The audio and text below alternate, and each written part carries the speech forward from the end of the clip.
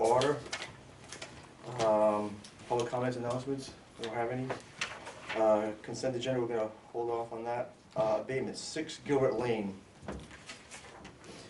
We just need a motion to, we made the motion to sign. Thank you, Sam. Wasn't that already voted? Yeah, we voted on it, we just need to sign the, Yeah. abatement. Just need to sign it.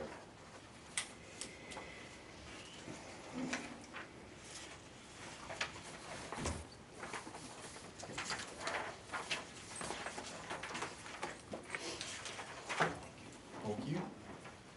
Good.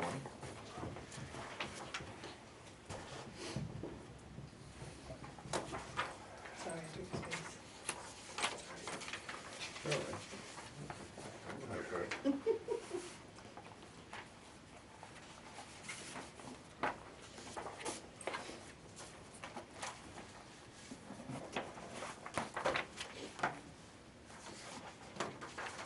Thank you.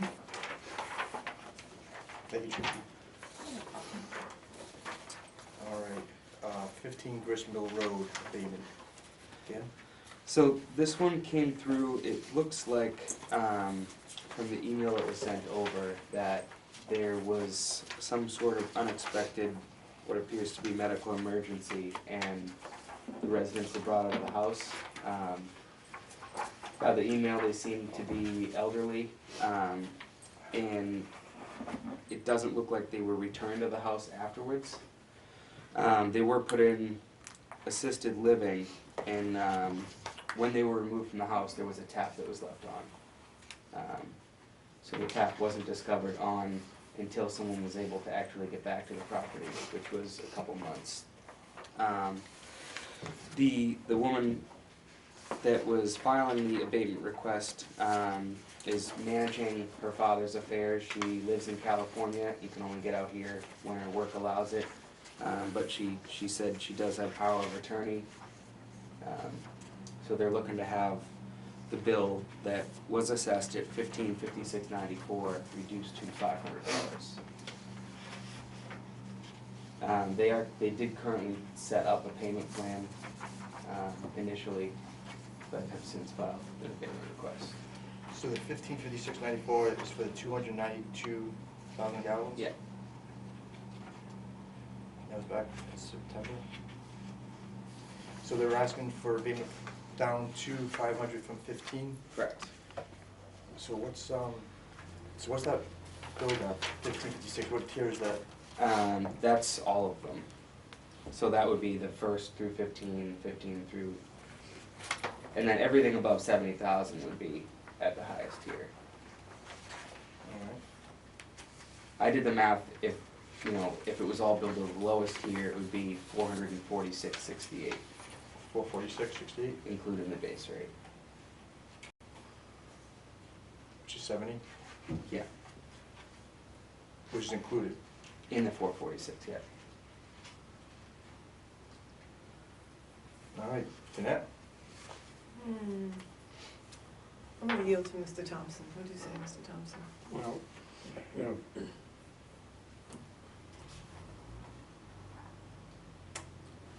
I understand, things happen, and,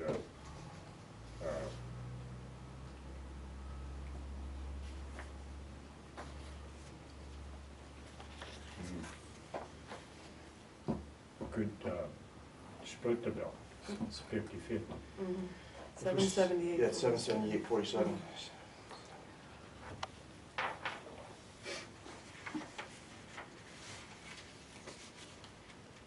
That's my feeling as well. So what is your motion?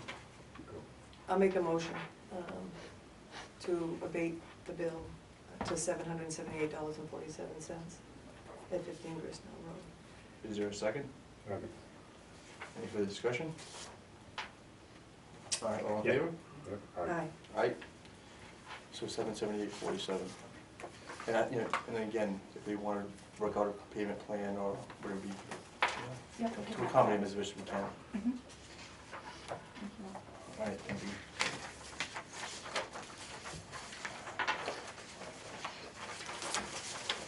Alright.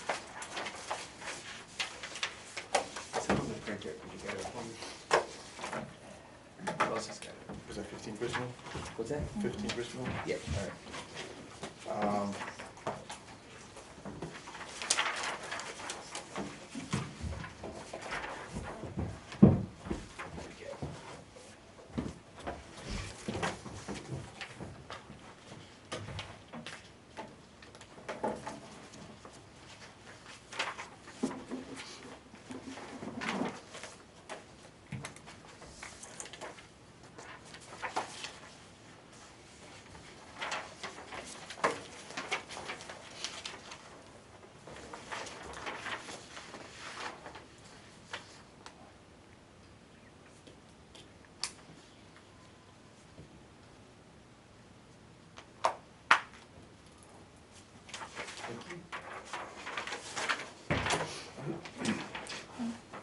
All right, next, OPEB. So the only new development really for OPEB, we got distributed the selectmen's FY19 budget message, and within that, they did state that they want to identify both one-time and reoccurring funds sources for the OPEB fund.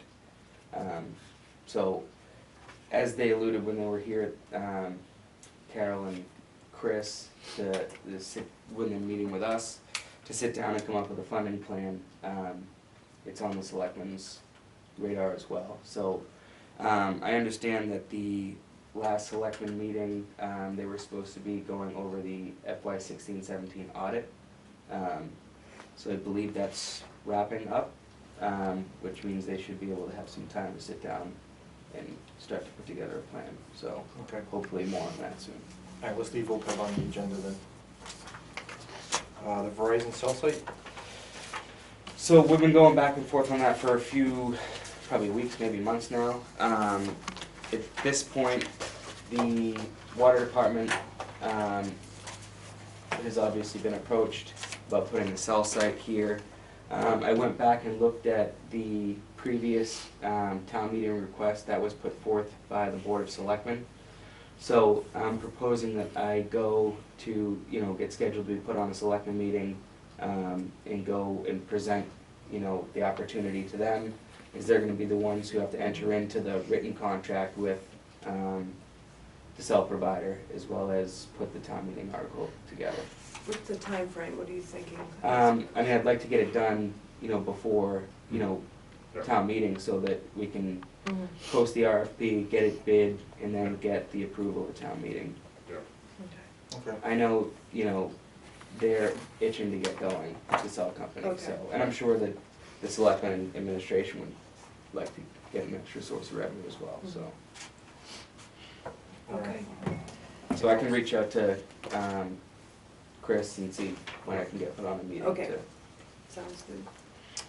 All right, next is solar, with 7:30. Leo, Taconis, and Lizago.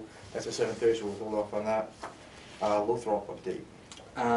Lothrop we've officially received the final pay requisition, which still needs to be signed, if I'm not mistaken.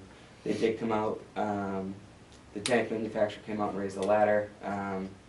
The contractor did come out and replace the pulleys in the dehumidifier. So everything is all wrapped up. Everything's But that's working better, good? yeah. Working, yeah, good. All right. So what was All the right, issue? so with we the, have- do we have the final to sign today? Yes. You have been authorizing the chair to sign it when I submit it. I'd like to see it, Sure, yeah, absolutely. yeah, that would be fine. Okay. do we have that, or? Yeah. Yeah, I can grab it. Okay.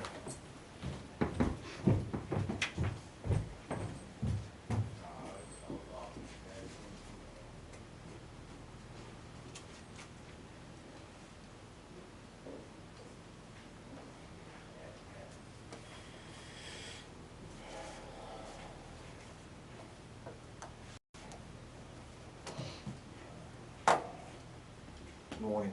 Good morning, sir. Thank you for coming. My pleasure. There are several copies so you can each Thank you. look at one. Thanks, I don't know if you want to reference.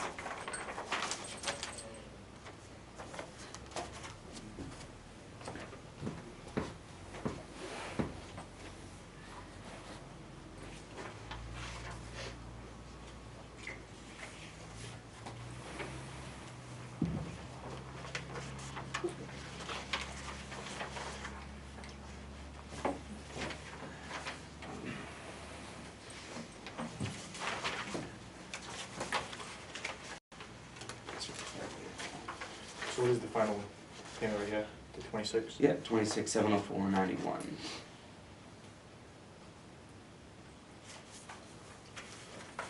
Any other questions? So, as far as plantings or anything around the tank, we. That was on us, we were intending Yeah, on okay, doing that. We're gonna do that after yeah. the fact, okay. All right. We're on good. All right. Yeah, I was reluctant to go in and do anything until we officially own the project. All right, yeah. All right. I think that's it. No, so Yes, thank you. thank you. All right. All right, looking at quarterly billing. So in the packet was, we've been working on, Sandy has been working diligently, putting quarterly billing scenarios together. At this point, you'll see there's two projections, which are scenario 2 and 3 in the packet, showing a low range projection for revenue at 4.3 million and a high of 4.99. In the scenario 2, what we've been trying to figure out is exactly when we're going to be accounting for our irrigation and how much of the consumption to account for irrigation, because that obviously has an effect on what people are paying and what tier they're in. So what we did as a base was, instead of billing twice a year, we're billing 4 times, so we took the base rate and cut that from $70 to $35, so it'd still be the $140 a year. And then we kept the pricing for the tiers the same, but cut the volumes of water in each tier in half. So instead of billing, 0 to 15,000 gallons over 6 months, the first tier would be 0 to 8,000 gallons, etc. So everything above 35,000 gallons would go into that high conservation tier. So in the first scenario, the spring consumption was split 50-50 between irrigation and domestic use. And then in the fall consumption, the usage was split 75% of the gallonage to irrigation costs and 25% to domestic use. And that was done for scenario 2. Scenario 3, we actually used the test readings that we did when we did the quarterly test meter reading, and that has our test data from December and June and actual readings that we billed in March and September. The test reads did not include the non-radio accounts, which at this point is very few, but it is a variable. Compound meters as well, correct? Compound meters are included in the scenario 3, but they create many records that are sort of duplicate. So those have to be pulled out, and that was going to be the next step, to go to pull those out and come up with, another scenario. I think at this point, Sandy and I were talking yesterday, our thought was, we've done, I'd say 90% of the legwork compiling the data, running through different scenarios. Before we make an official decision to move and to go with one of these, I think that it would be wise to reach out to one of the consultants we've used in the past who does, and their information is further back in the packet, Pioneer Consulting. They do water and wastewater rate studies. To just have someone who does this as a living, just verify our information and what our thought process has been. That's smart, Yeah, I find that very interesting, so definitely we should do that. This isn't, it's recommended by DEP that we bill quarterly. It's not something that isn't done, but to talk with someone who's been doing it as part of their career, making this transition, I think would be a wise decision. Yeah. As far as timing goes, We did reach out to the tax office to Yep. see, you know, when we could bill that wouldn't interfere with their tax billing, because they process all the water bills. Yep. So we were speaking internally about billing true quarters, and then get the bills out following month with the due date a month after that. And that did seem to work with tax office. Now, obviously, our postage is going to double, and the other costs that go into mailing 10,000 bills. Well, what are we looking at for postage as is right now? We'll, Roughly, we'll I'm just- point that out on the budget report when I Yeah. go over the Yeah. budget report, what we've spent so far, but we haven't received our billing. Yeah.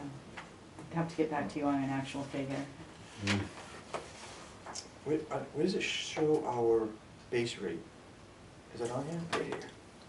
All right, so there it is.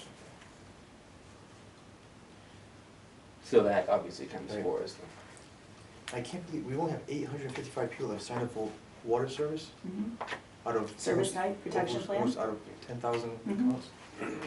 Every billing, we get more and more customers to enroll, Yeah. and the information is out there on Right.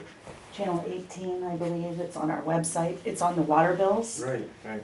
That's an increase, 'cause I thought we were at 700 and something a while But back. they've, Yeah. it's gradually increased, It has so. increased, yeah. Mhm. All right. So we looking for a timeframe? I mean, and that's something that we have been talking about internally as well, about, you know, do we want to start a new fiscal year at quarterly billing? Or do we want to implement it sooner? At this point, if we started a new fiscal year, and we're talking about scenarios yesterday where if we missed a projection, we would have the opportunity to make a rate adjustment if we came in way under what was anticipated. If we started a whole fiscal year, you know, in July, at quarterly billing. So, Do we wait for the new fiscal year, or could we start it halfway through this fiscal year, beginning in January? Well, And maybe the consultant Maybe would, the consultant can help us with that. weigh in on it. Yeah. Yeah, I wouldn't wanna, I definitely think we should go to the consultant. We definitely should look at it very carefully before we even Oh, think yeah. about it. Mhm. And at that point, let me ask you this, is in the indirect costs for processing full bills at the town hall, is that raise our time, cost there too? Yeah, I presume it would. Mhm. Yeah, so they've done this, they've had experience with indirect cost analysis, and, yeah, so we just have to All get right, away in. well, let's definitely, before we make any decisions, let's definitely go with Pioneer and get their feedback on it Mhm. and some real solid direction. And then we could go from That's my thought. All right, there. thanks, Nick.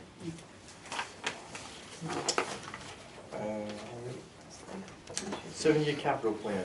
So in the packet also is the 7-year capital plan that was submitted to administration for review. Obviously, this needs to go do you want to continue this, or? Well, Mr. Kunis has joined us, so let's just Morning. not keep him waiting and. Not 7:30 yet, like me inside 7:30. Thomas the Beatty. We'll have to wait 2 minutes. Good It's morning. 7:28. Ms. Argo is on her way, she apologizes, I guess there's some construction going on Route 6. Then we'll wait for her, thank you. She'll be here in a moment. Let's continue So- with the capital plan. I did copy this in, or send this out and CC the board when I submitted it, if there was any inquiries from you guys. Just wanted to field those. We do have a decent amount of requests this year. The Lower County Road project being one, New source. the new well source, asphalt management, for our well fields and 2 vehicles.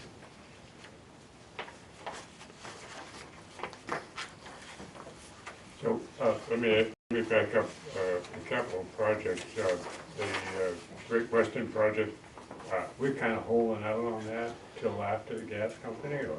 Yeah, we're trying to, it was my intention to bid that in segments. Yeah, Unfortunately, it appears that the gas company is just kind of dropping crews all Yeah. over town. Yeah. I did speak with the DPW director, and he is making them wait a couple years after they are done with their work to allow for people to hook up gas services before they do the curb-to-curb Yeah. overlay. okay, So we will have some time. It's, Steve and I have been going back and forth about when we want to bid it and how we want to bid it. Because if they're doing gas mains, I really don't want them tearing through the new water services that we Yeah. just installed either. yeah, So, it's kind of a wait and Yeah, see at this point. yeah, yeah. I also don't want to get it too far out, because then we talk about inflation and pricing going up, so. Yeah, yeah, yeah, but the windows, are short-lived. It'll Right. be, what, December 15th, or something like that, and then, what is it, April? Opens in the spring, yeah. April The- 1st, or something like that, before we can do it again for 2 months. Yeah. All right, yeah, whatever, but, okay. I have reached out to the highway division as well to get their, trench patching specs, so that Okay. we can put that all in the bid package. Is there a timeline on Lowell County, as of yet? I mean, there's no funding for it yet. No funding for it yet. The goal is to have it, you know, designed and bid, prior to town meeting. At this point, our crews have been out marking out the water mains and water services, and we've had the engineering twice to date to do, as-built surveying to put the design plan together. So, until that's done, we won't have an exact handle on how many and how much of, you know, water services, water main stubs, insertion valves, those Yeah. sorts of things, Yeah. until we get the plan on paper. Okay, yeah, right, yeah, yeah. So the 150, that's what we have right now, the 2004. The 04, yeah. We can 04 and 05. Anything else? Well, I'm good. Moving on to the new business, Water Commissioners Annual Meeting, the selectmen. Yeah, so I wanted to put this on the agenda, just to have a quick conversation about the upcoming meeting in November. If you guys wanted us to put together any information on recently completed capital items, our future capital items that we plan on requesting at town meeting, you know, some hot topics for the water department, in advance of that. Service type, of course. Yep, Mhm. definitely, So we can compile all that, yep, where we stand and where we're headed. sounds good. Well, the 7-year capital plan is a good Yeah, oh yeah, foundation. foundation for that, so. If you want to put a couple other things, we can send that to We can Dan. send it to them. Okay? All right, approve abatement for Water Department fall billing. Yes, this comes up every spring and fall billing. These are our internal water accounts. The total is $3,206.78. Tracy has the original for signature. Okay. Mr. Chairman, I move, we approve the internal adjustments of $3,206. Thank you. Is there a second? Second. All in favor? All right. Is this one you want me to sign? Yeah, that's fine, that's fine. Morning.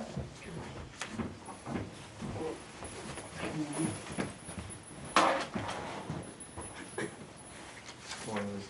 Mhm.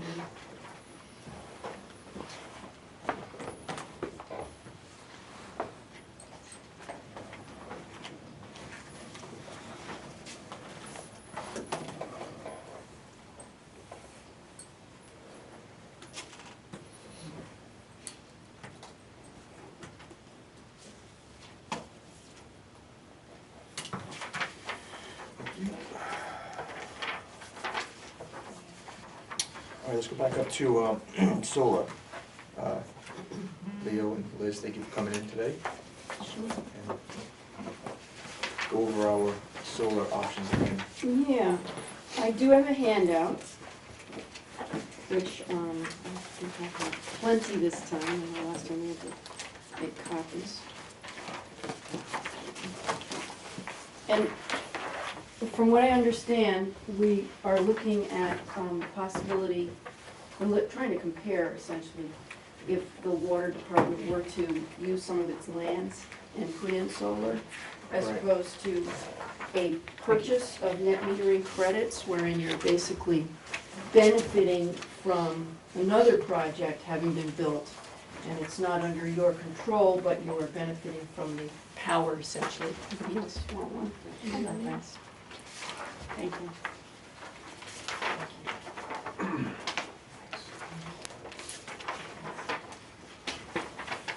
So on the first page, what I did was, there was concern when I came in, last time, we didn't know that the net metering credits were being challenged by Eversource. So since then, CVEC has picked up as a limited intervener, and we are involved in the court case arguing that it's against the policy of Massachusetts to change the rates, the rate structure, not the rates, but the rate structure, the design of the rates. We're also arguing that it will be an undue burden to the participants who've already made contracts based on some assumptions that were historically true. So it remains to be seen if we'll prevail. But what we did here in this first box, review current net metering credit values to net metering credits if Eversource were to prevail. Right now, the net metering credit, actually, when I put this together, it was just about 15 cents in the yellow box. It's gone up since then. It's closer to 16 cents now. And that's typical. We do see it vary. And then there would be a CVEC adder to anything that we do so that we pay for the management that we undertake. We're talking to vendors. In the box underneath the net metering credit now, it says vendor keeps. Vendors discount offer got cut off. We're looking at 22%. That's the offer we have right now from a vendor, and that amounts to that second column under leaves net metering credits to town. Starts with about 3.0348, and then it goes to 0.0333. So at 22%, what you're basically getting per kilowatt hour production is 1/3 of a cent, which you would then apply to all of your costs. Or in this case, it will be a cash out, so you're gonna get a check times the kilowatt hours that you ask for. So then we look at the future net metering credit in the boxes below if the DPU allows the Eversource change. And again, we're gonna keep with the 22% because that won't change. That's what the vendor's offering us, discount off of the net metering credit value. And that means that you would, on the same column, leaves net metering credits to town, instead of getting 0.0333, you get 0.0299. So the difference in what Eversource is proposing is not as impacting as we had been concerned that it would be. And that's largely because you're sharing this impact with the vendor. They're getting a piece of the net metering credit, they're getting the lion's share of the net metering credit, and you're getting a piece. So whether the Eversource prevails or not, I don't think is a real consideration for you.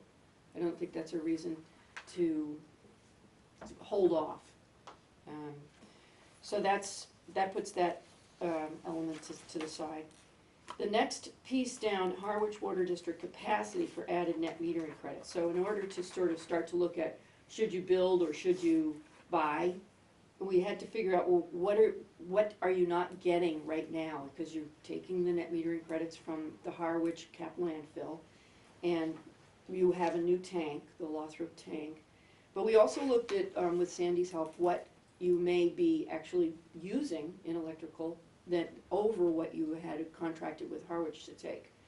So we're still going to be working on these numbers, but I did was able to look at, your electric costs without the new tank. Sandy pulled these together, and last year it was $327,261. Meanwhile, the tank, the Harwich landfill was producing $533,759, but you only got $229,516. That's your share of what Harwich sent you. So you see, you're not matching. Even without the new tank, you have capacity for more net metering credits. Then we throw the tank into the mix, and we only have like 3 months of data on the tank. So I tried to do an annualized additional cost, and I came up with about 120,000, I think, extra. Actually, no, about 50,000 extra. So that would be 383,000. So you get the same amount from Harwich, and you get a share, the same share. But now you're looking at, with the new tank, you have about $154,000 that you're paying in electric costs that you're not getting this savings benefit on. So that's, and if we break that dollar value back into kilowatt hours, at the bottom of the page is, what you would have to be using in electric kilowatt hours. So, next page, we get into looking at an installation. Now, what I've assumed here, and this is probably something that I should have ascertained before I did this, but there are two ways to get a PV installation. One is with paying for it yourself, but you don't get the tax benefits because you're a public agency, so you don't have tax. So generally, a public agency wants to go with a third-party vendor because they can take the tax benefit, and then they hand on, that passes through to you. So I've assumed here that you would build your own on Harwich Waterlands with a third-party vendor, and it would be through a power purchase agreement, PPA. So that's all of the columns to the left. It's headed with HWD install system on waterlands.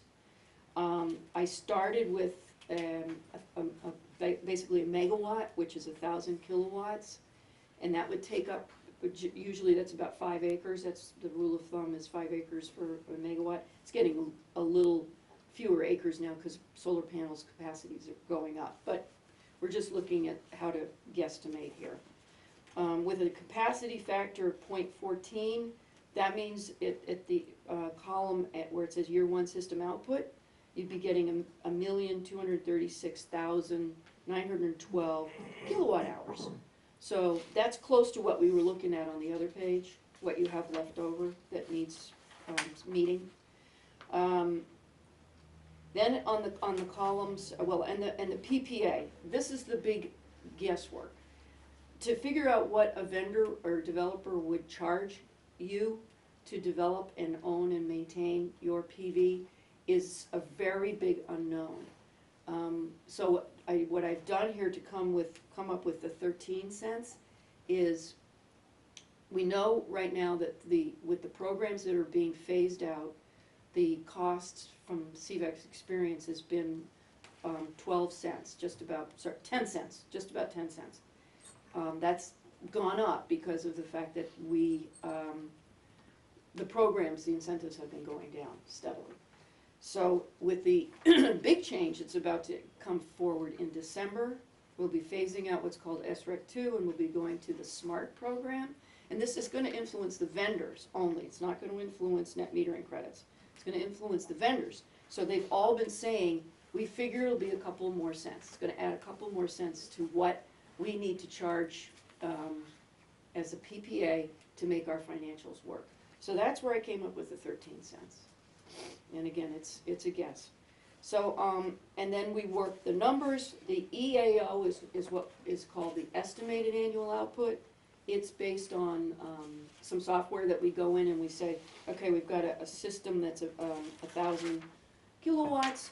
How many kilowatt hours are we going to get in this area, knowing our weather, knowing the capacity factors, angles, pitch, so on. And that's a calculator that we just adopt the numbers off of. So you can see your estimated annual output. And it goes down over time, because there is a degradation factor for solar panels, 0.05%, so that's minor, but it does go down. Then the next column is the guaranteed annual output. And in all of CVEC's contracts, we have a guaranteed annual output. So if there's a reason that the system doesn't produce as expected, you are financially compensated. So that removes that risk of a vendor who basically walks away and leaves you with something that's not functioning. And then to figure out your net benefit, you have to take your PPA cost at 13 cents and you have to subtract the net metering credit. And in all cases, I've used the current net metering credit of 15 cents. So you take your 15 cents, you subtract your 13 cents, and you have about a 2-cent benefit, net benefit, that you're going to realize from getting a PV system built. The next columns are all if you were to buy these net metering credits that are available. I've priced them slightly lower at 0.1281 instead of 0.13. That's a known. We know that the deal that we're looking at right now would provide you that would be the cost, 0.1281. And then again, we would take the net metering credit of 15 cents and we'd subtract that 0.1281 and you'd get the same benefit against the capacity. In this case, it's about $27,000 in the first year. And in the system where you have built yourself, it's about $24,000 in the first year. I crossed out the first two net benefits if you build your system yourself, because you would have to create your own RFP and your own legal contracts for this. And we just are going through that right now with a round 3 for some roof mounts, and our costs are running just about $30,000. So I figured this is a bigger system, and it's more complex when you're dealing with water lands, especially because you still need to consider your Article 97, and that will have to be solved before the vendors are going to be even look at it.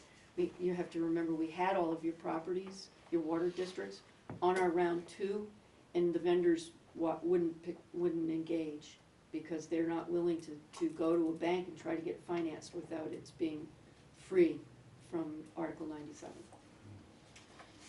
So, onward and upward. The last page is simply to substantiate our concern that whatever you do, you are going to be better off to do it sooner than later. These are 2 separate advertisements. One is a solar estimator tool that's online up above, and they say, breaking news, Massachusetts DOER has just released new smart solar incentive guidelines. And that basically within that block they're saying, if you can't go now, you will miss this opportunity. And then down below is another advertisement for a company called Select, and they also note that you can still get underneath the SREC 2 program, but SMART is coming, and as they say, the good news is that there is still time to build a system under the SREC program.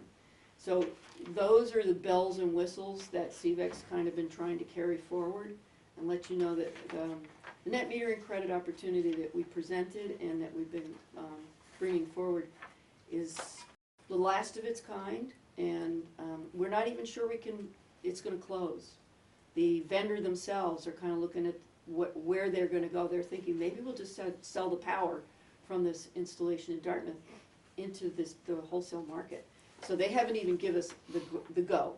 But if they give us the go, we're here basically to help you determine, should you engage in that offer or should you hold off and look to your own, using your lands to build something. So what is our time frame we're looking at? With that they're giving Today. No, we are, well, October 4th. They haven't given me the go-ahead, so there's no reason I would put pressure on you. And I emailed them last night. I said, you know, I'm collecting off-takers. Should I be going down that road? And they said, absolutely. They haven't made their business decision. So my theory is if I come back, I have to have a certain number of kilowatt hours of appetite, we call it. If I go back to them and I say, okay, And it's in dollars for them. They say, I need to find $590,000 worth of net metering credit off-takers. And we have, the town of Wellfleet is what created the whole need. So they're in, theirs is, I think, $180,000. Sandwich Water District, Dan down there, Mahoney, he's talking about going in for at least partial. He also is looking at building his own system, but he's thinking, that's off in the distance, let me get something going now. And then if we have you, Barnstable County and the town of Brewster, they have a little appetite as well. So it looks like we can make the $590,000 worth of appetite. And if I go back to, this is a company called Nexamp that we're speaking with.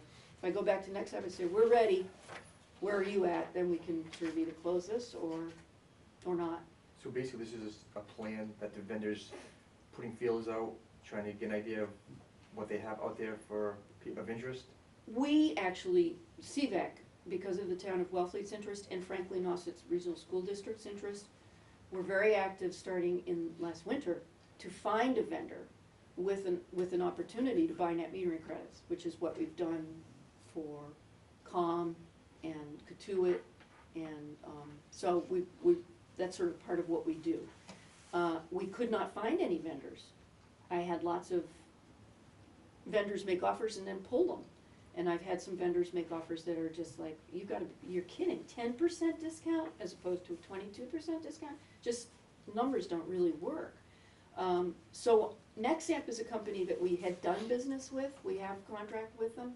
And I went to them and I said, look, there's nothing left out there. Would you consider? And they said, yeah, we would consider.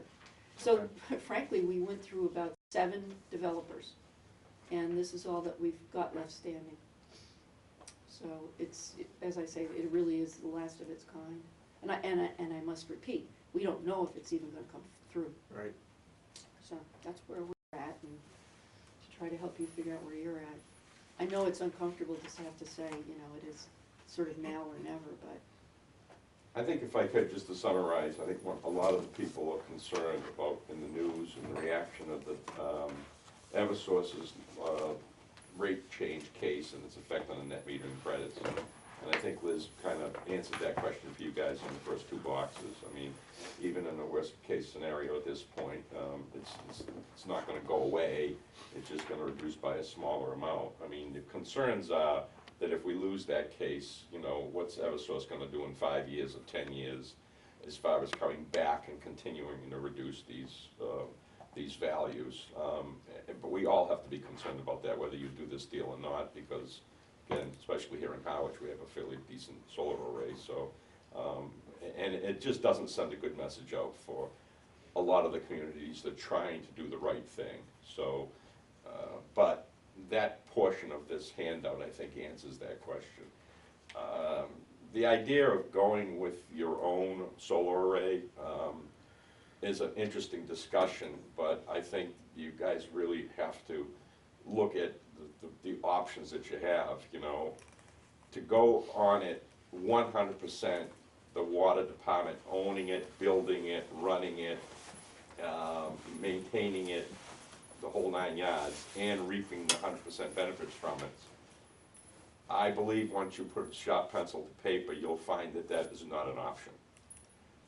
The way I understand it, and I have a little bit of history in the construction business, the only reason why vendors get involved in the solar arrays is really the credits that they get, especially the tax credits that they get. A lot of these companies come in, build these solar arrays, reap all the federal tax benefit stuff, and then sell them to another third party to maintain them and take care of them and mow the lawn around them and all that. So there's really not, it doesn't seem anyhow in business sense that it would benefit you guys to be the sole owner, proprietor, builder of a system. Again, you need to do your due diligence and get people smarter than I, certainly, to advise you on that, but there's a reason why people are doing this. And if you look across the country, it's not because there's a lot of money at the end.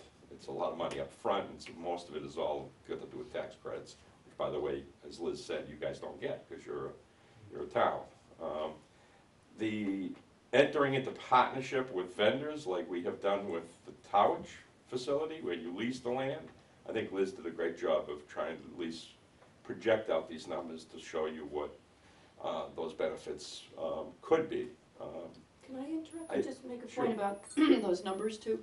This also is assuming that the Harwich waterlands would need to be cleared for the solar system, and that's very unpopular. So that's one reason your numbers go way up. The land in Dartmouth is already, that's cleared, and it's not gonna suffer the same incentive consequence. Sorry, Leo, I just wanted to make. Well, the whole project, if you put it up to another vendor, Liz has already touched on the Article 97 issue, the fact that, there may be trees out there that have to be cleared, the contractual agreement that you guys are gonna have with the vendors, all of that stuff's gonna cost money, and I think Liz did a pretty good job of putting that all together. I also believe that that particular instance is gonna change drastically next year. I think that you may consider putting an RFP out real soon. You might get some interest, but I believe in the way that this business is changing so quickly, and the tax benefits and the benefits to the developers is changing so quickly, that I think you're gonna see those numbers change drastically in the next year or even 2 years. Another thing too is if you do it yourself, I don't believe you're gonna be able to give yourself a guaranteed annual output either.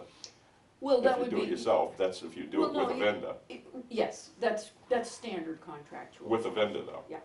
So in other words, if you own and operate it yourself, there will be no guaranteed annual Well, output. all of the, If you do it with a vendor, yes, you can hold them to something. I see what you're saying. So if you didn't do a PPA, because I Right, presented right, it as a right, PPA. PPA. I assumed that you would not want to pull the capital together and invest your capital since you can't get the tax benefit. And if you do with a third-party vendor, developer, then you always get a guaranteed annual output. That's just standard terms. All right. And this would also be a 20-year contract. Mm-hmm. Yeah. I think purchasing, and again, I was kidding, obviously kidding when I said today, but quite frankly, as the president of CVAC and seeing how much time and effort Liz has put into this last, if you will, of the net metering credit sales, because I personally don't think we're gonna see many of these, and as she just expressed, we've reached out, and this has been really the only company, and by the way, NextCamp has been a really good company, we've had good experience with them.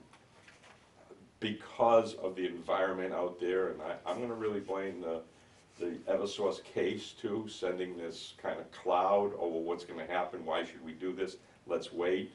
I'm gonna kind of put it to the stock market, everybody sees the stock market going down and they're afraid to buy into the stock market. So what do? They wait until it hits bottom and then they say, well, I'm not gonna wait, I'm gonna wait, and the next thing you know, in 3 days, the stock goes way up and they missed it. Well, this is the same kind of thing though, and CVAC's staff, Liz, has already put a lot of time into this. We've had towns on board that said, yes, we want it, and then they've turned around and said, no, we don't. We've had school departments say, well, yes, we want it, oh, no, we don't, yes, we want it, no, we don't. Quite frankly, we've wasted too much time and effort and money on this as CVAC, because we're not making a lot of money on it, and I've told Liz this, we've put a lot of her time into it. So I would just ask that you consider it, if you're interested in it, talk about it. I certainly would like to have a letter of interest before 30 Yeah, days. next step. I mean, Yeah. I'm not concerned about, a lock-in at this point. What the vendor will want is to see your electric bills. They will do their own assessment to make sure that you have the capacity. They'll back me up on that, which is great. And, it's gonna move so fast. Letters of credit or letters of intent generally are, if you're gonna be months in negotiations, we're not gonna go through negotiations because we have a standing contract with them. So it really would be, you're in, here, sign here, we go right to the contract at this point. Are there any, consequences if you don't fulfill, or take your allocation? We're basing our electric consumption, in the past couple of years, which have been the department's highest pumping years, Right. biggest electrical consumption in history. So, if we say, yeah, we can take 1.2 million kilowatts, and then we have a couple of slow years and we only take 800,000, is that, you know, Yeah. the repercussions for that? There are, and so that's why the vendor is also sensitive to that, the developer, Nexam. So they're also gonna weigh in and say, you need to buffer, you need to have 10% or 5% buffer. So that would be something that, and generally, once everybody has said, okay, here's what I want, here's my buffer, so let's reduce it. We've had to divvy it up so that you don't even get what you've asked for with the buffer. Because we're sort of going and asking everybody to come on board, and then the next thing you know, so Too they, much. yeah. So, but I don't know if that's where we're gonna end up. Again, so we're waiting to corral everybody, and then we see what it adds up to. The vendor will weigh in and say, yeah, that's realistic for them, and then we may come back to you and say, we can't give you 1.3 million, we can only give you 1 million. Didn't Brewster ask for more yesterday? I saw an Yes, email. Brewster's gonna take 119, and you don't need to know the numbers, No, but yes, but I And know I that think- they were going back and forth, but I understand they're looking Yeah. for some more even. right. And would this be a check or metering credits? This will be a check in this case. That's a decision that Eversource makes, and they've already made it for this project, so it'll be a check. Now, we don't want, there are those who would say, you don't even need to worry about your capacity, you're getting a check. Who's gonna look into it to make sure you're not getting more than you have capacity for? That's not what CVEC recommends. Policy is, you have to have the kilowatt hours in order to earn the check. So, but there is that element of safety. Some people would say, don't even worry about it, but we're not gonna encourage that. Okay. Yeah. I feel better that I heard it again, and, about the costs related to building our own solar field and whatnot, and, I'm glad I got to hear it again. Thank you for coming, Leo. Alan. Yeah, I definitely am leaning with the net metering credits. Mhm. I definitely. The 97, we can't get around. The what? Yeah, check the Article 97. Article I 97. mean, Article 97. The town of Barnstable just went through an Article 97, and it took a couple of years. They ended up having to switch other lands, which actually Yeah, that's generally. they how said do it. equal value or equal acreage, and I think it ended up almost being double what they originally had under 97 to what they had to give up to the state. I wouldn't have done it if I was the town of Barnstable, but anyhow, it's a long, cumbersome process. And I'm not sure if even Harwich has any other land around We that's have the consent. comparable that we could switch. Yeah, The opportunity when to it save comes to money. water, Yeah, it's a hard spot. and I have to admit that the public might come forward and say, you're going to endanger your water supply by losing the trees and putting your solar. Right. And I don't know if there's any validity to that, but we have had that rear its head. Yeah, no, I'm gonna lean toward the net metering credits. So, Yeah, we've- keep it simple. But we have been talking about this for a while, going back and forth, trying to come up with what we think is best, Yeah. for, overall the taxpayer and keeping our costs down. And in my opinion, I think this might be the best way for us to go and, to move forward with this, Mhm. so. Yeah. But I think the sooner we give. And you guys would get the check direct, right? You don't get it to the town, you get it right to the water department. Right, yeah, Yeah, we kind of, yeah. But I think, the sooner we yeah. give the letter of intent, we can move this Now, are we forward. ready for a vote, or is As there far as more I'm discussion? concerned, I'm comfortable to move forward. and- Okay, and so get I the mean, I ball just don't rolling. wanna put it off another 2 weeks Right. before we meet Yeah. again, That's, so. that's where I was going with it, I mean, just saying, Yeah. in my opinion, I think we should move forward with this and get the ball rolling Okay. and Yeah. before, the opportunity, miss out on it, honestly. agree. So that's my feelings. I agree. Yeah, So you want I'm fine. I think, like you said, if I may, Mr. Chairman, I think you're just kind of looking for the green light to move forward, and Yeah, because we don't have the commitment from the developer. so, as long as We we need to know you keep guys you are on mindful of board, that. we'll begin our due diligence to, as Okay. Liz said, Push 'em. compile. So we don't Compile need what you have. necessarily a vote, just a consensus of where we're at, or do we need I a think vote? I would recommend you vote, because Okay. if the developer says, how do we know, I can ask for the minutes, Okay. he can see the minutes, and it's, I'm comfortable with the vote. All So, right. So, I would move that we move ahead with a letter of intent interest with CVAC to enter into a potential net metering credit agreement. Is there a second? Second. Any other discussion? All in favor? Aye. So, So Good, we'll- we'll I'll let her- continue to work with Dan. all right. Thank you Yeah. for your Yeah. patience in Sandy. coming in again, I Thank you, appreciate it. That's what I do. It's very Thanks, complicated. Leo. It It's is. not an easy Thank you, decision because for I anybody, so. I just thought it was hard. At least I'm like the Howard, see? I wouldn't say I was that. thrown out in Yavin. We love you in Harwich, Leo. Well, I think that's speaking for something as a board. I love you, Leo. I'm just saying, I don't know, I'm just saying. I Just appreciate get ready you. to prepare your answer for the open meeting law violation. Jeez. Thank you, guys. Thank you. Thank you. Take care. We didn't start the meeting anyway, so. All right, we lock that door? All right, let's move on to, so we've done the abatement for the water department billing. We're on first Yes. quarter budget update. First quarter internal adjustments. That is the second request. For $300.46 is the total for our internal adjustments.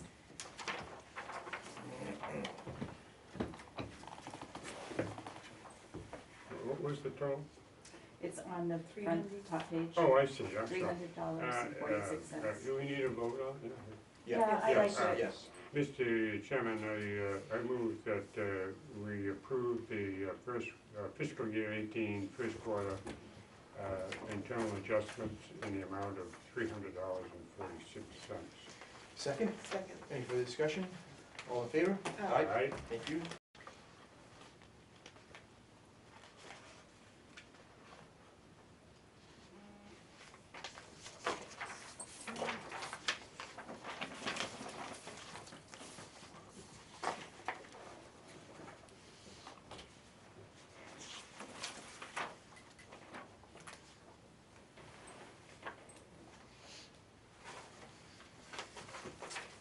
Thank you.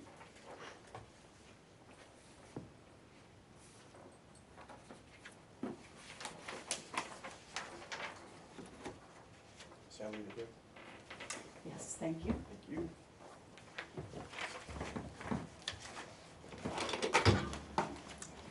The next item is the, Yes, it is, first quarter budget update. yeah. Okay. I provided you with a summary of the first quarter budget update along with the Munis budget report. To step back and answer a few questions that regarding postage and quarterly billing. The postage budget that we appropriate is $10,500. Probably a good portion of that is for the postage for our billing, so we could consider that that would double, okay? The printing services budget is $10,000, and this is from the Munis budget report that's attached. It's, I'm sorry. no, I see it, all right.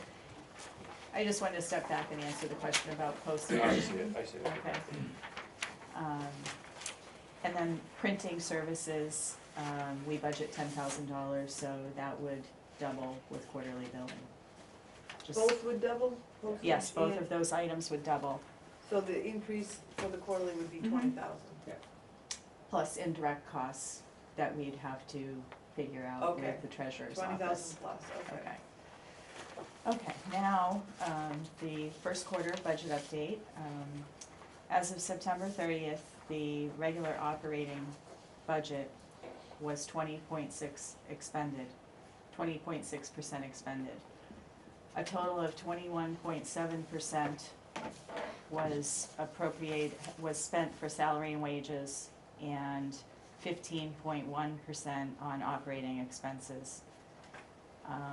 The debt, we've been charged 45% of our budget, and indirects we have not been charged for yet. So in summary, we're 25% of the way through the fiscal year, and our percentages are beneath that with our expenditures and salary and wages. and revenues, we've collected 15%, and we just sent out the fall bills, which are due October 15th. So we've only received so far 26% of the revenues for the fall billing.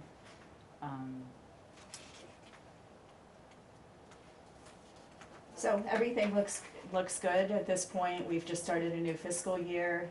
One of the big things that we need to pay attention to is, through this fiscal year, is our expenses. The pumpage was down. I missed the last meeting, and I believe you guys talked about Right. that. So in addition to the pumpage report in your packet, you also have the consumption report, which gives you the picture of, you know, the pumpage is down, consumption's down, which affects our fall billing projections. So we are $276,000 down based on our projections of revenue for the fall billing. 276? 276,000, and this is shown more in this report.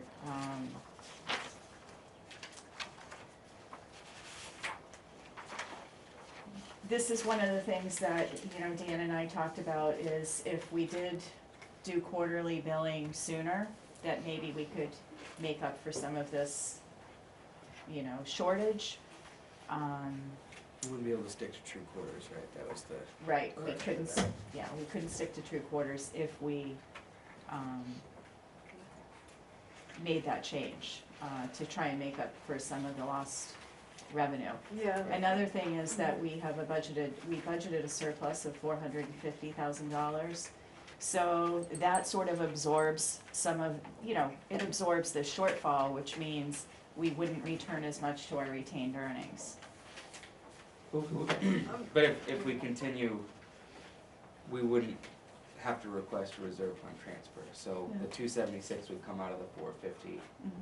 you know, leaving us 100 and. I'm just concerned with the overall decrease in our pumpage. Mhm. Is it related to weather or Absolutely. Yes. versus Yeah. decline in usage due to new private wells? That's partly, right? Yes, I would say in this case, it's mostly weather, because if you look, we have the rainfall listed on the consumption Right. report, and we had some, you know, huge amounts, well, Early, yeah, August was 7.3 inches, and September was 6.68 Yes. inches, so, yeah. you know, we always see when We haven't there's a seen lot that. of rainfall. We Right. haven't seen that. If you look through the history, Yeah. you know, over the past 3 or 4 years. Ever. Right, it was crazy. Ever, Yeah. At least Um, going back to 14, 13. Well, this is our first quarterly building. No, actually, we haven't moved to that yet, so this is, you know, for 6-month period of time. It's our biggest billing cycle because it includes the irrigation use. And we project the revenues based on a 3-year average, and that projection was over what was actually sold Right. and used. And it was, I would say, related to weather Mhm. more than It is fun. irrigation wells. We did lose one large Mhm. irrigation account, That's for, yeah. yeah, a Saquatucket Bluffs. It was Mhm. just a huge user, and I went to look, and sure enough, they put in an irrigation well. So, I can't imagine that being close to no, Victoria. no, Right. Yeah. And it's one account. Yeah. 2010, I think when I first came on, Mhm. we had a very wet year that year, and we ended up cutting the budget. Mhm. We live within our means, and, you know, to me, you know, That's if exactly. we have to do that, we have to. Yeah. Yeah, that's exactly what we're doing. As soon as we realized, you know, what the number was, and, you know, it didn't meet our projections, we've already talked about line items that we are not going to use unless we really have to use them. And one of those is always like hydrant maintenance, hydrant accessories. You know, some years we use all of that, and other years, you know, we Well, don't. I know back then, I mean, you know, we did what we had to do and got through the year. Yeah. And Yeah, I think we're gonna Some things save, Yeah. we're gonna save too on, you know, if we're, you know, because we're not flushing Mhm. Yeah, this fall due to the SCADA. Right. You know, we're gonna save on our Overtime. salaries and wages lines. Mhm. I've, you know, let everybody know, you know, Sure. Steve and the guys, you know, things are tight, we underbuilt what we had anticipated, so. Yeah. So, I'm sure we'll get through it, so. Well, plus I believe it's a learning curve too, because this is, you know, the quarterly billings will be new too, so. Well, right, and that's, do we start quarterly billing in halfway through the fiscal year that we're in, where our revenue projections were based on a 3-year average of semi-annual billing? But there could be an advantage of doing the quarterly billing halfway through, seeing, you know, that we didn't meet our projections with the fall billing. What's the potential cost for Pioneer Consulting? We have not reached out to them yet. Okay, Yeah. so maybe we can just, I I'd like to definitely- know. We gotta have them come in because, like I said, we did, Sandy did, you know, put a lot of the preparation, Right, you know, Yeah. in, so that's a cost savings, I Yeah. know, that's, yeah. No, believe me, it was great. I think too, Yeah, that Thank you. we did have a $276,000 shortfall in the summer, you know, for the big consumption. I would say, and correct me if I'm wrong, that the billing that we do for the winter usage is substantially more consistent Mhm. because it's our year-round residents. Right. It's Yeah. not, there isn't that variable with weather and so on. Yeah. So if this is it, if it's just that, you know, 276 and we bill a normal, you know, spring bill, then I don't foresee it being an issue, considering we had a $450,000 budgeted surplus. Yeah, Doesn't mean we shouldn't keep an eye on it, but, Right. you know, and I've been running, I track, every single week I go in and pull the pumping data, and I catalog it on a spreadsheet with the past 3 years and see where we're at, you know, annually to date. And, you know, I can look and see what we're pumping on a monthly basis, October, November, December, and how it compares to the last few years. And we'll be able to anticipate from that as well if, you know, if we will build more or less. So, All right. right. Any other questions? Thank you, Sandy. Welcome.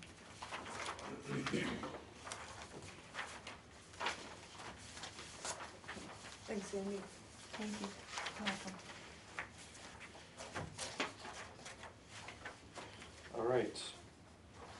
M13, well cleaning and motor replacement. So I did send out the request for proposals for the 2 projects that we have.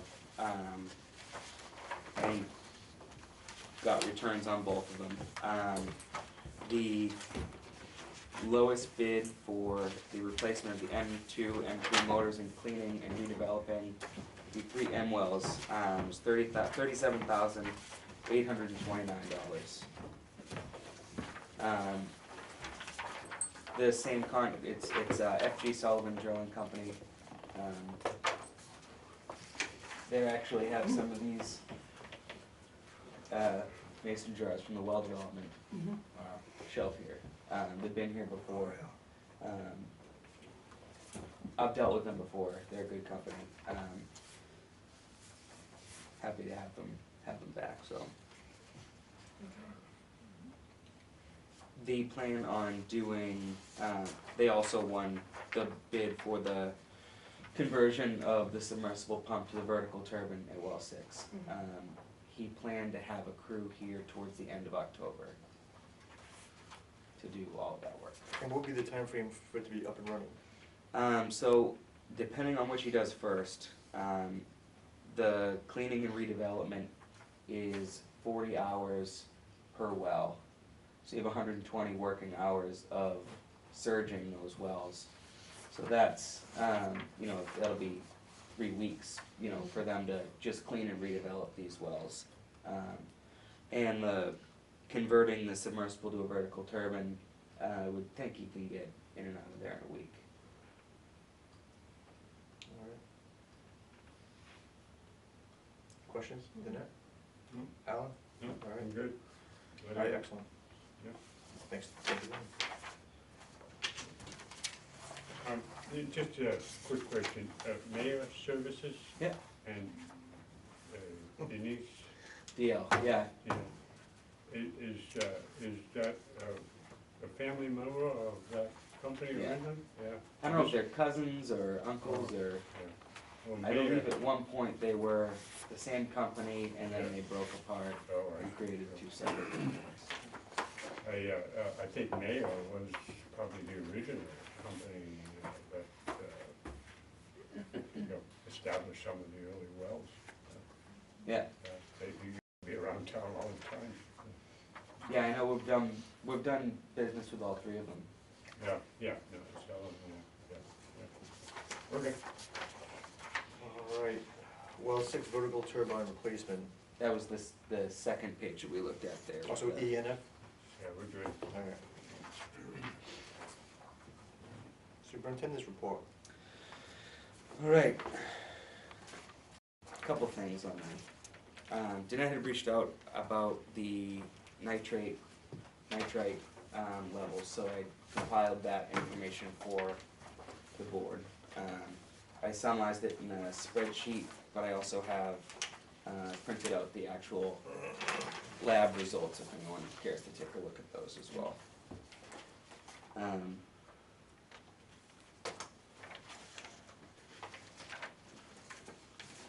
Looks like we're going down. That's what I wanna see.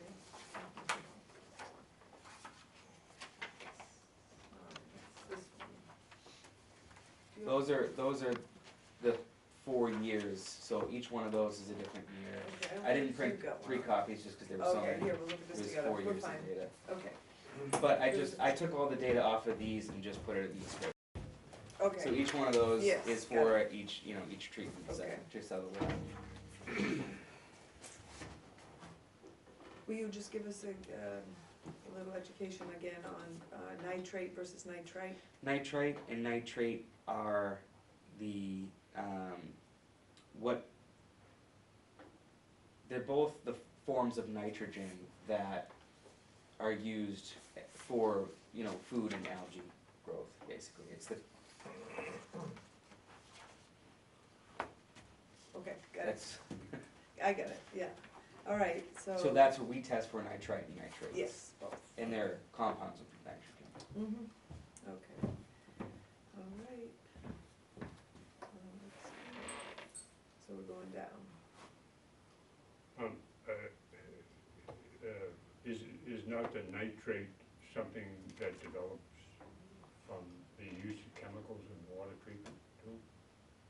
Or is that It's my understanding that it's primarily from, septic systems. Well, true. And it would be, lawn Phosphorus. fertilization.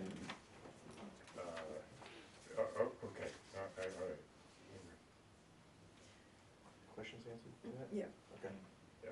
Thank you. Yeah, so I consider. mean, we're extremely low on the scale. Yeah, I mean, we're, So it is, the rule is it 5 parts per million? I wanna say it's nitrite is 10. a byproduct of nitrate. I wanna say it's 10. Yeah, but, Let me just, I won't speak.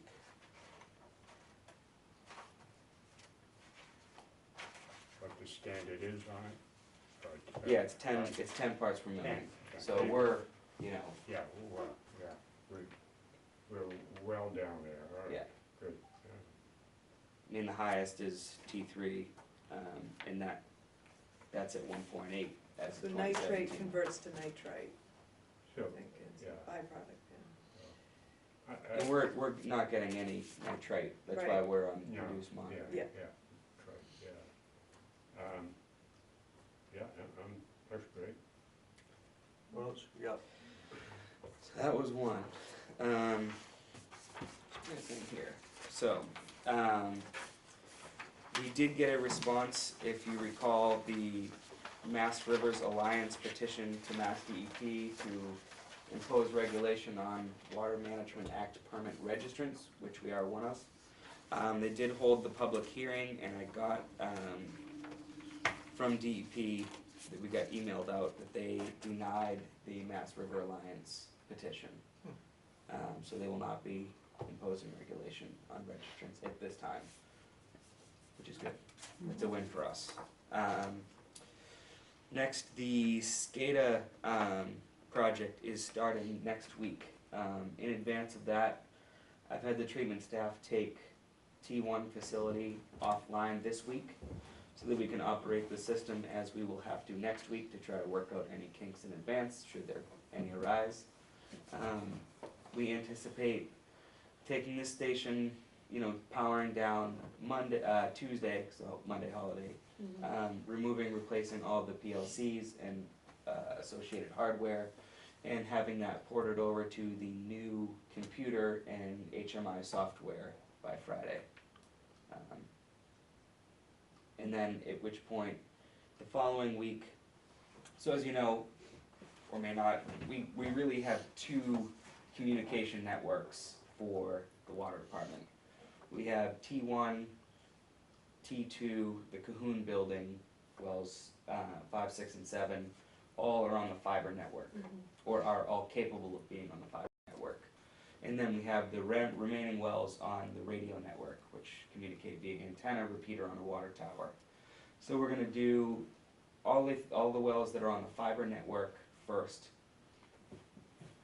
run, and then we're going to get those back up and running. We are then going to take down the radio network and take those other wells offline, and then have the radio guy come in, install the new antennas, the new radios, the new PLCs, and then bring the new radio network back onto the new software. If that makes sense. So that's all starting next week. We have Woodard and Kern scheduled to come in Tuesday. The following week we have TCS Communication who's doing the radio installation the following week. So is the base SCADA system set? We got screens for review on the 25th, which was last week or the week before.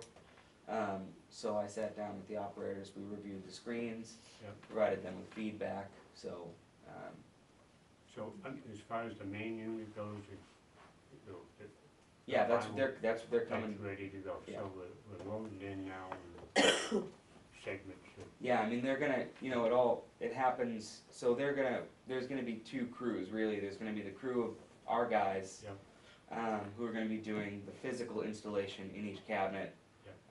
They're gonna have one of their technicians to give us a hand if we need it, and then they're gonna have their programmers here on site working to establish communication and run through the functions from the software to each well.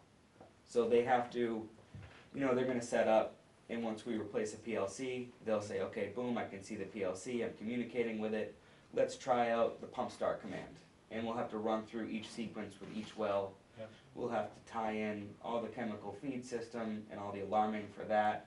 We'll have to go and test every single alarm that we're capable of sending.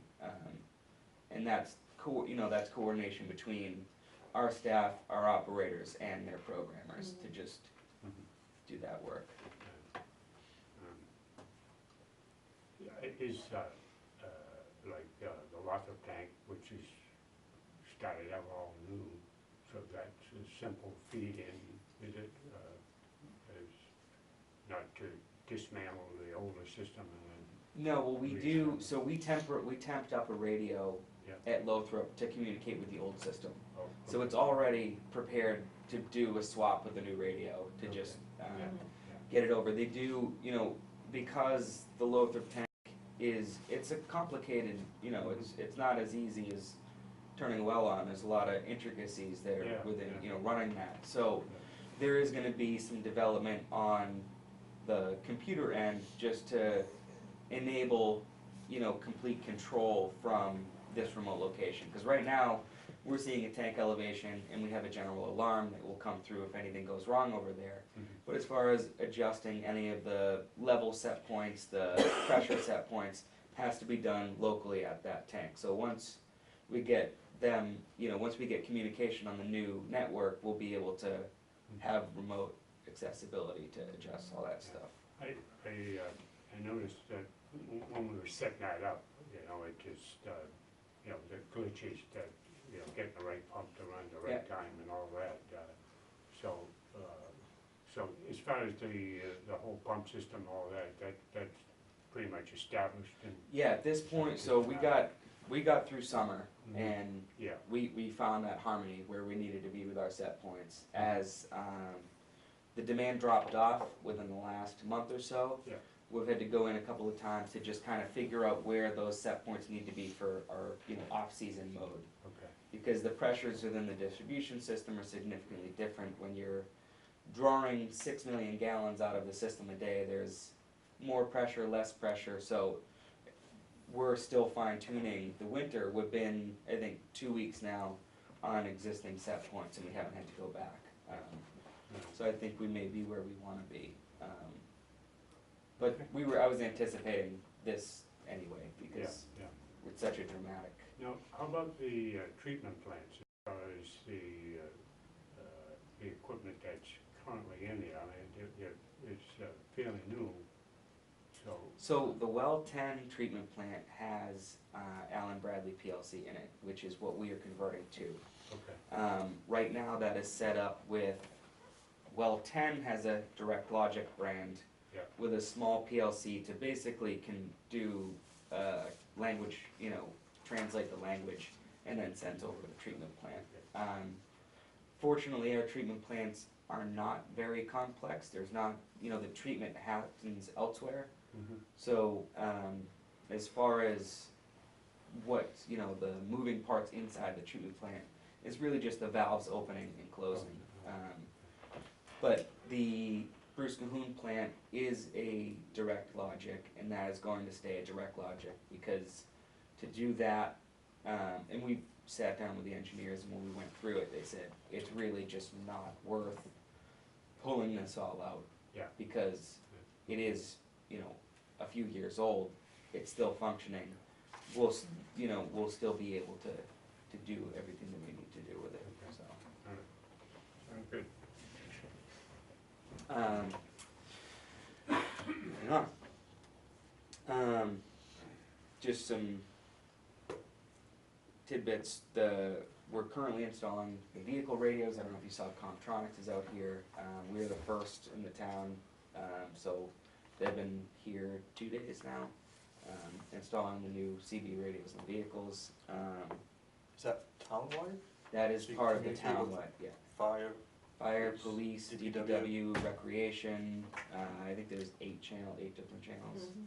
So, over the next, you know, year, I don't know if the town purchased the rest of it or not, but our component's funded, so we are the first. We did have a water main break on Friday, on 28 at the Chatham line. It was asbestos pipe. We did call our in, and they, you know, our guys dug it, they cut it out, bagged it. All the proper documentation's been filed with the state, copied to the Board of Health for, you know, asbestos pipe.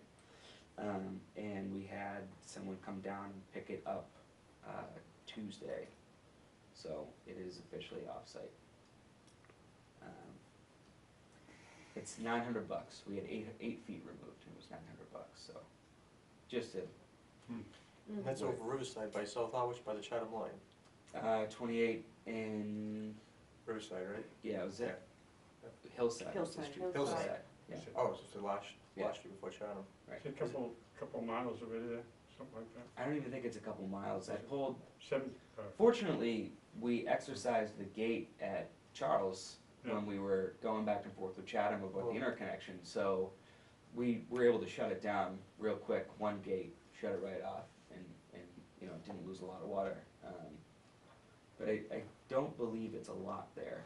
Well, from when I pulled the ties, I think they went, it was ductile and then they switched to asbestos before the, and I'll look into it. I don't wanna, Mhm. Okay.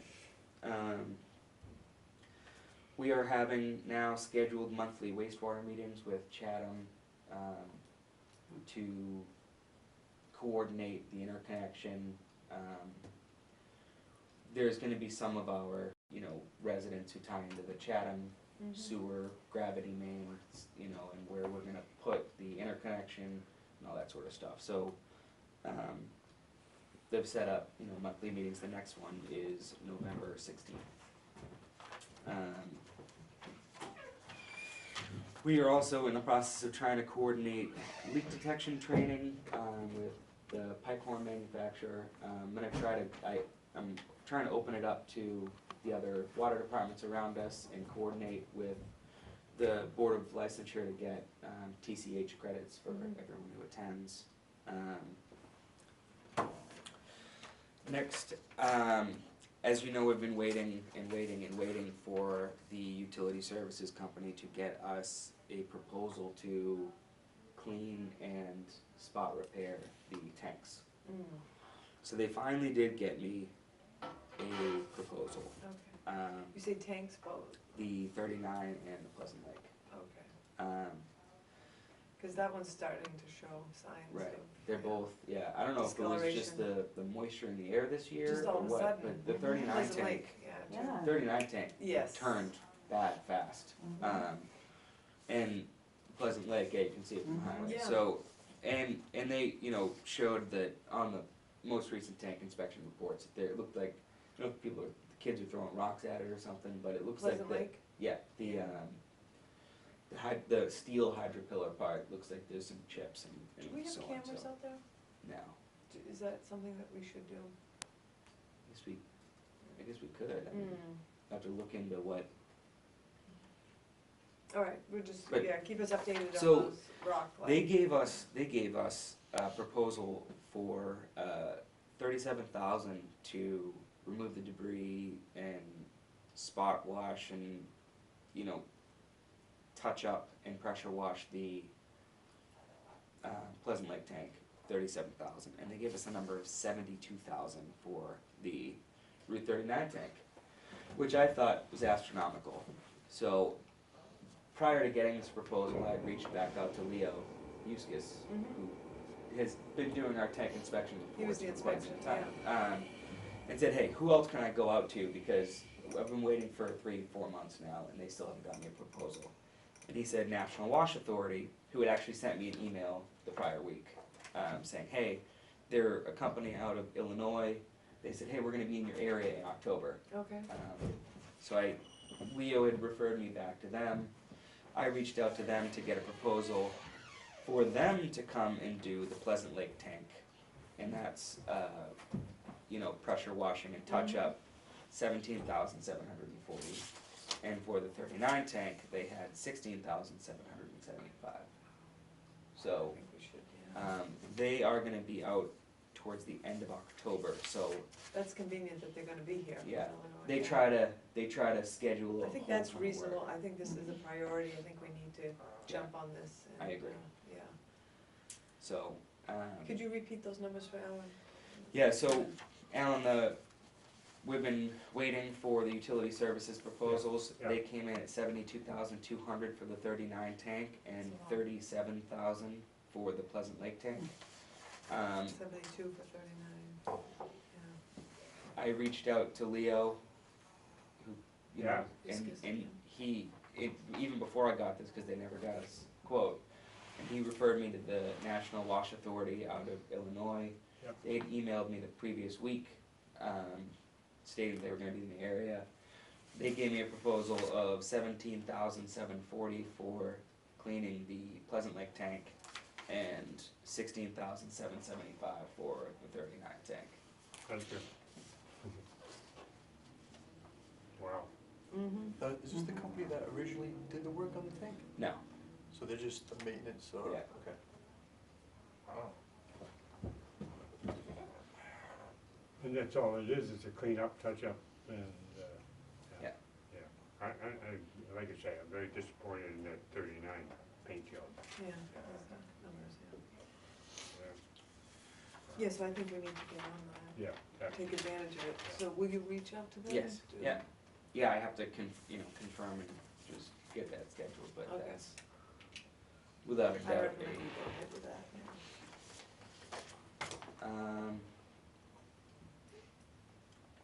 And after we get the tanks cleaned, I wanna have Leo come in and do the annual tank inspections. Mm-hmm. Rather have him remove the mildew or whatever's, form on the side of the tank so we can get a better look at the Will he be coatings. doing the internal, or have we done that recently? We did that for the 39 tank last year. Okay. And we can do, P-Lake? yeah, you can do a rover that I think it's like $3,000 to do Yeah. an ROV. And then lastly, I printed out a copy of the budget message from the selectmen to distribute, so that you guys can have a copy of that, which I will.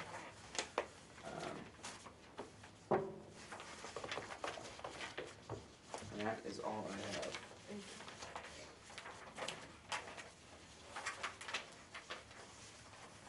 Oh, sorry.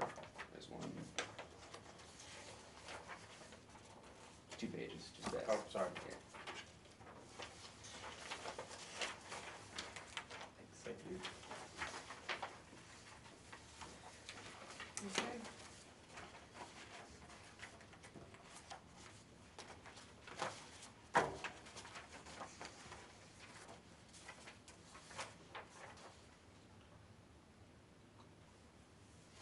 So this right here, is this, what you send it to Chris every week? Yes, This is reviewed by the selectmen? yes, Okay. it goes in their packet every week. That's helpful. Yeah. Excellent. I like that. A lot of action going Yeah. on. We Gives sit you a real around wringing picture our of what, feet. what you, Mhm. yeah, Yeah. what went on. I like that. Okay, any further questions? No, I'm good. Commissioners report, anything? Nothing? Next meeting's gonna be on October 18th. Okay. Anniversary. That's your what? Anniversary. Happy anniversary. Not yet, he hasn't made it yet. Next meeting. Next meeting we'll talk about it. Yeah. Alright, so so Wednesday, is that good for everyone? Yeah. That's fine for me.